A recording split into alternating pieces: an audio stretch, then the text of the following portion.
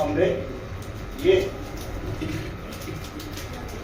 महाराज, कोण्याही तरुणीचं अंतःकरण अभिमानानं उचंबळून यावं अशा पराक्रमानं आपण मला जिंकले. पण क्षमा असावी, मी आधीच वचनबद्ध आहे. काय? आमच्या आडाभाका देखील झाल्या. तू आधीच वचनबद्ध आहेस? कुणाशी? शाल्व राजाशी. शाल्व राजाशी?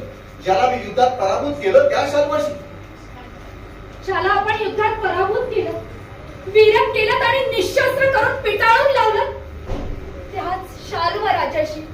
तू मला हे त्या क्षणी सांग. नको महाराज, नको. माझं मन वळवण्याकरता आपण एक शब्द देखील उच्चारला तर आपल्या पराक्रमानं दीपलेली ही अंबा शाल्वाला दिलेल्या वचनाला देखील पारखी होईल. म्हणजे महाराज, आपलं सौभाग्य मिरवण्याचं भाग्य निदान ह्या जन्मी तरी माझ्या भाडी नाही. म्हणजे तुला आणि तुझ्या बहिणींना स्वतःसाठी स्वयंवरात जिंकलं अशा का तू भ्रमत आहेस? मग स्वयंवराच्या दरबारात दुसऱ्या कोणत्या हेतूने राजपुरुष येतात महाराज? राजकन्ये तुझा जर काही विपरीत समज झाला असेल तर मला क्षमा कर. स्वयंवराच्या दरबारात सम्राट विचित्रवीर यांना सम्राज्ञी मिळवण्यासाठी त्यांचा सामंत म्हणून मी आलेलो होतो. काय? केवळ सामंत म्हणून? होय. म्हणजे विवाह सम्राट विचित्रवीर यांचा आणि स्वयंवराच्या दरबाराला उभे भीष्मराज? तर मग मी प्रतिज्ञाबद्ध हे सारं जग सांगत. होय, ते मी देखील जाणत होते. पण स्वयंवराच्या दरबाराला भीष्मराज आलेले बघून मला असंही वाटलं की थांबलीस का? काय वाटलं तुला? काही नाही महाराज, क्षमा असावी. पण स्वयंवराच्या दरबारात शाल्वालाच वरण्याचा मी निश्चय केला होता. त्यापूर्वीच आपण आम्हा तिघी बहिणींचं रथात घालून हरण केलं. राजकन्ये ही गोष्ट जर मला आधी कळली असती तर निदान तुझ्या डोळ्यात देखत तरी शाल्वाची इतकी दैना मी खात्रीनं होऊ दिली नसती. शाल्व माझ्याशी तितका प्राणपणानं का झुंजत होता हे आता मला उमगलं. महाराज, कुमारिकेचं मनोगत, प्रणयनीचं उद्गत आपण जाणता. मी आपल्या समोर सारं सत्य कथन केलंच आहे.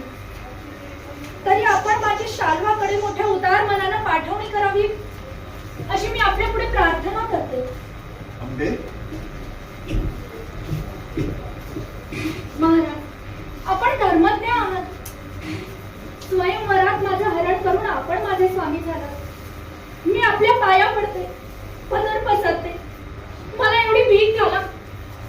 माझी पाठवणी शाल्वाकडे करा.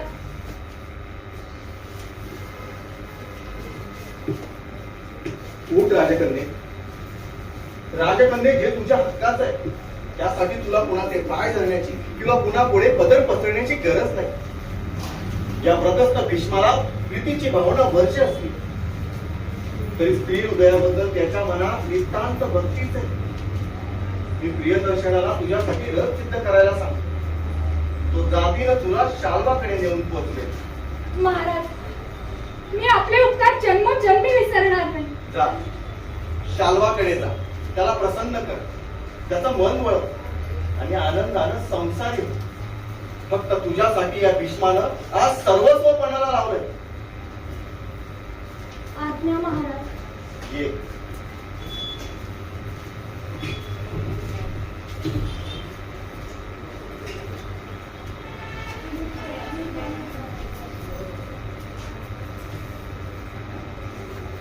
हे वृद्ध कपी, हे राजर्षी, तू धर्मज्ञ आहेस, तू सत्यसंध आहेस, तू प्रतिज्ञाबद्ध भीष्म आहेस. देवव्रता, भीष्मानं वेढलेल्या देवव्रता खरं सांग. शाल्वाच्या भाग्याचा तुला हेवा तर वाटत नाहीये ना? आई गंगाबाई माते मला बळ दे, मला सामर्थ्य दे, मला जळू दे, मला वाढू दे, मला शुद्ध हो. तेच पिके तसं माझं मन देखील पिकू दे. आई गंगाबाई माते, मी प्रार्थना करतो तुझी. मला बळ दे.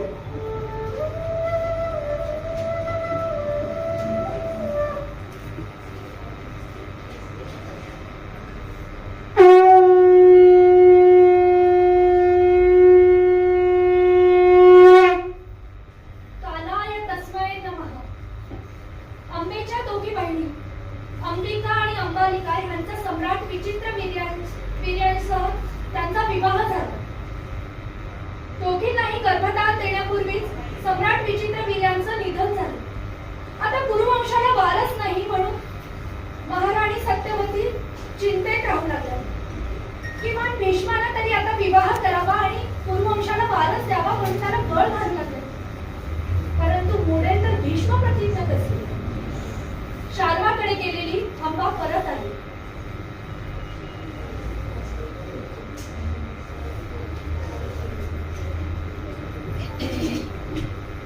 महाराज, अंबे, तू पुन्हा इथं? शाल्वानं माझा धिक्कार केला, मला परत पाठवले. ते शक्य नाही.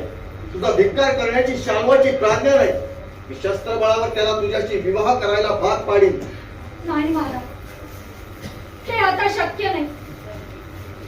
आणि आता शाल्व जरी विवाहाला सिद्ध झाला तरी ही अंबा त्याच्याशी कालत्रही विवाह करणार नाही. काय झालं अंबे? मी शाल्वाचे पाय धरले, त्याची प्रार्थना केली, त्याला परोपकाराने समजावून सांगितलं की केवळ अज्ञानापोटी भीष्म राजानं माझं हरण केलं होतं म्हणून. पण त्यानं माझा एक शब्द देखील ऐकून घेतला नाही. उलट मला म्हणाला. काय म्हणाला? मला म्हणाला, तू माझी दुर्भाग्य विधात्री आहेस.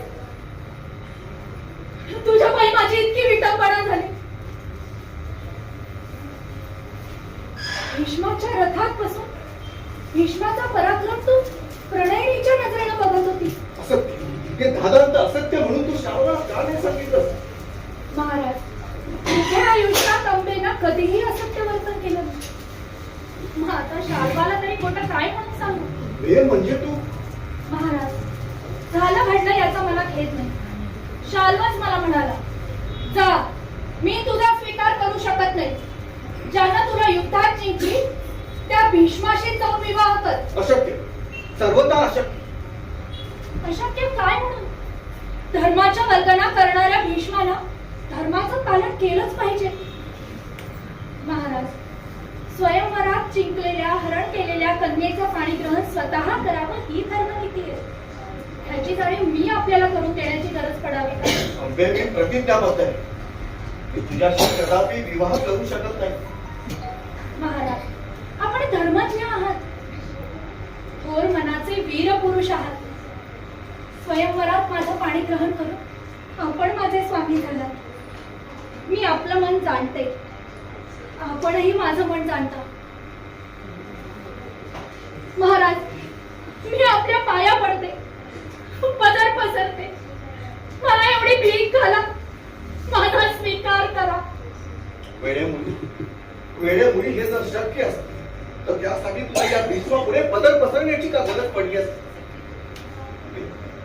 अंबे, तुझ्या तेजामुळे देव सुद्धा दिसतील. पण हा भीष्म तुझ्या पुढे नतमस्तक होईल यात नवलते का?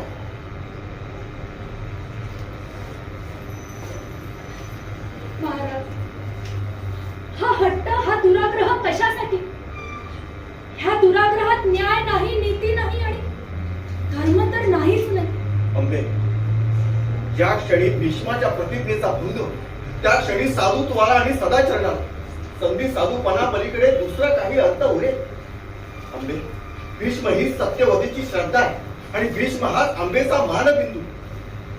या जगात भीष्माची मान मोडेल तर कुणाची मान ताट राहील?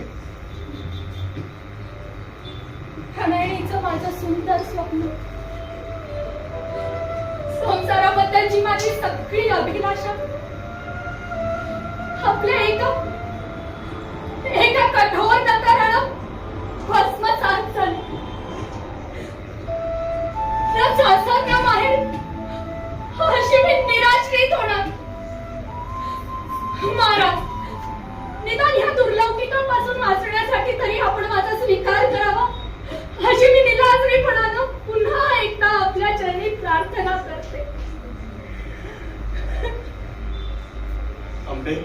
आंबे जे घडणं कालत्रही शक्य नाही त्याची इच्छा तू काय धरते? आंबे आंबे एवढी एक गोष्ट सोडून दुसरं काय हवं ते माग. मी मोठ्या आनंदानं तुला ते देईन. दुसरं काय मागू महाराज? दुसरं काय मागू? स्वयंवराला आपण आला तेव्हा काही माझी अनुज्ञा मागितली होती?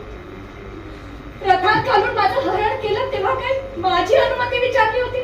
शाल्वाशी घनघोर युद्धाला सिद्ध झाला तेव्हा काय माझी संमती विचारली होती? आंबे स्वयंवराच्या दरबारात आणि रणांगणात वीर पुरुष जो धर्म पाळतात तोच मीही पाळला. मला शाल्वाकडे पाठवा असा हट्ट तू धरल्यावर धर्मापलीकडचं स्वातंत्र्य या भीष्मानं तर तुला दिलं ना.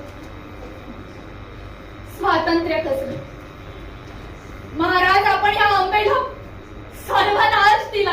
जे स्वातंत्र्य मागतात त्यांना वेळ प्रसंगी स्वातंत्र्यासाठी सर्वनाशही पत्करावा लागतो. आंबे शाल्वाकडे जाण्याचा निर्णय हा तुझा तू घेतला होतास. आता शाल्वाने जरी तुझ्याकडे पाठ फिरवली असली तरी तुझा मार्ग तुला शोधायला हवा. खरंच की शाल्वानं माझ्याकडे पाठ फिरवली आणि आता दुसरा मार्ग शोधण्यासाठी आपणही मला वाऱ्यावर सोडले. आणि तरी देखील आपण म्हणता दुसरं काहीही माग म्हणून. दुसरं काय मागू? बोला भीष्मराज, दुसरं काय मागू?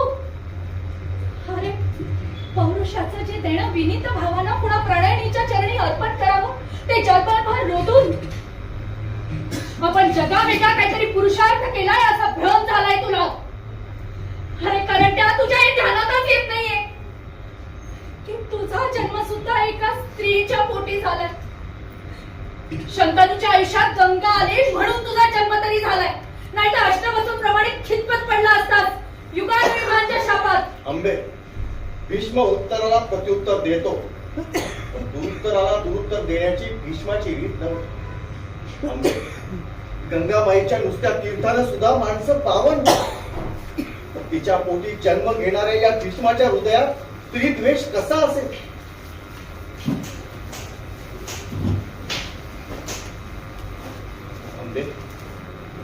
आंबे स्त्रीत्वाबद्दल नितांत आदर असणाऱ्या अंतःकरणातच भीष्म प्रतिज्ञा जन्माला येते. आंबे पुन्हा एकदा सांगतो, शांत चित्ताने ऐक. जी तुझी मागणी ऐकून एकेकाळी हा देवव्रत हर्षभरीत झाला असता ती तुझी मागणी या व्रतस्थ भीष्माला मात्र कधीच मान्य करता येणार नाही. आंबे एवढी एक गोष्ट सोडून दुसरं काय हवं ते माग. दुसरं काय मागू? आणि काही मागायचं तर तुझ्यासारख्या कर्मकरित्याकडे कशाला मागेन?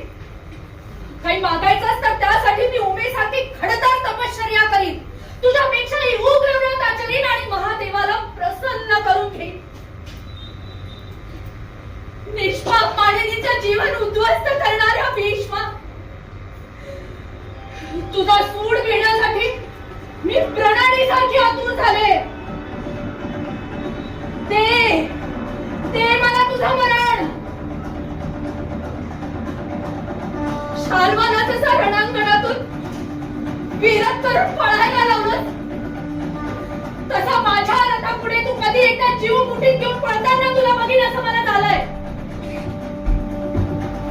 ते मला तुझा पराभव. रणांगणात तू शरपंजरी पडावास आणि तुझ्या डोळ्यात एखाद्या कुरुवंशाचा कुलक्षय झालेला पाहावास असं ह्या कुमारिकेला डोहाळे